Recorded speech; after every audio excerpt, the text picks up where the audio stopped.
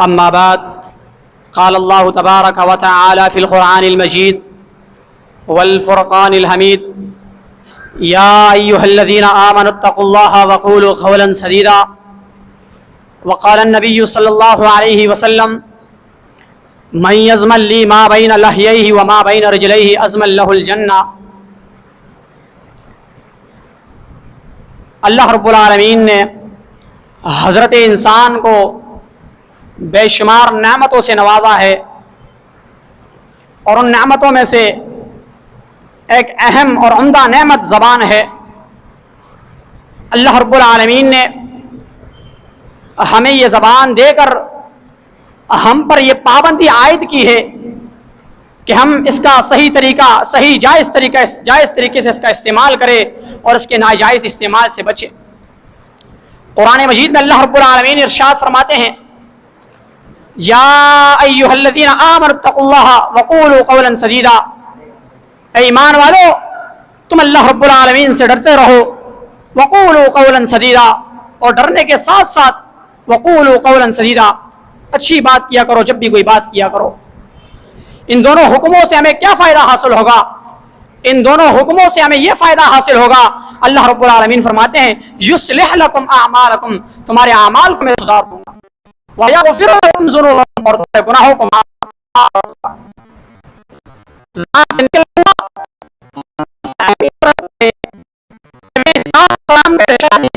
ان العبد لا يتكلم بكلمة من رضوان الله لا يلقي لها بالا يرفع الله بها درجات۔ بے شک ایک شخص اپنے منہ سے ایک بات کہہ دیتا ہے لیکن وہ اس کلام کی پرواہ نہیں کرتا، لا يلقي لها بالا يرفع الله بها درجات، لیکن اس کلمے کی اہمیت نہیں رکھتا، اللہ رب العالمین اس کلمے کی وجہ سے یرفع اللہ بها درجات، اللہ رب العالمین اس کلمے کی وجہ سے اس کے درجات کو بلند کر دیتا ہے۔ وَإِنَّ الْعَبْدَ لَا يَتَكَلَّمُ مِنْ سَخِطِ اللَّهِ، بے شک ایک شخص اپنی منہ سے اپنی زبان سے ایک لفظ کہہ دیتا ہے لیکن اس لفظ کی اہمیت نہیں رکھتا، اسے پرواہ نہیں ہوتی کہ میں نے یہ کیا بولا۔ نبی علیہ السلام فرماتے ہیں اس لفظ کی وجہ سے یحوی بہا فی جہنم، وہ جہنم میں ڈال دیا جائے گا۔ یہی وجہ ہے کہ عبداللہ بن مسعود رضی اللہ تعالی عنہ اپنی زبان کو پکڑ کر کہا کرتے تھے یا لسانو، اے زبان، کل خیرا تغنم، جب بھی تو کوئی بات کیا کر اچھی بات کیا کرو۔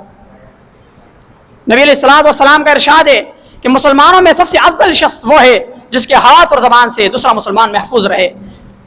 المسلم من سلم المسلمون من لسانہ ویدہ، نبی علیہ السلام کا ارشاد ہے من یضمن لی ما بین لحیہ وما بین رجلیہ اضمن لہ الجنہ، کہ جو شخص مجھے دو چیزوں کی ضمانت دے میں رسول اسے جنت کی ضمانت دیتا ہوں۔ وہ دو چیزیں کون سی ہے؟ وہ دو چیزیں زبان اور شرمگاہ ہے۔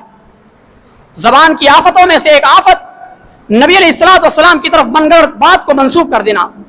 من یقل علی ما لم اقل فلیتبوأ مقعدہ من النار، نبی علیہ السلام کا ارشاد ہے کہ جو کوئی ایسی بات کہہ دے اور وہ بات میں نے کہی نہیں، فلیتبوأ مقعدہ من النار، بس چاہیے کہ وہ اپنا ٹھکانہ جہنم میں بنا لے۔ زبان کی آفتوں میں سے ایک آفت غیر اللہ کی قسم کھانا ہے۔ نبی علیہ السلام کا ارشاد ہے لا تخلفوا بآبائکم ولا بأمہاتکم ولا بالامداد ولا تخلفوا الا باللہ، کہ نہ تم قسم کھایا کرو ماں باپ کی نہ شریکوں کی، اگر قسم کھانی ہے تو صرف اللہ رب العالمین کی قسم کھاؤ۔ زبان کی آفتوں میں سے ایک آفت جھوٹ بولنا، غلط بیانی کرنا۔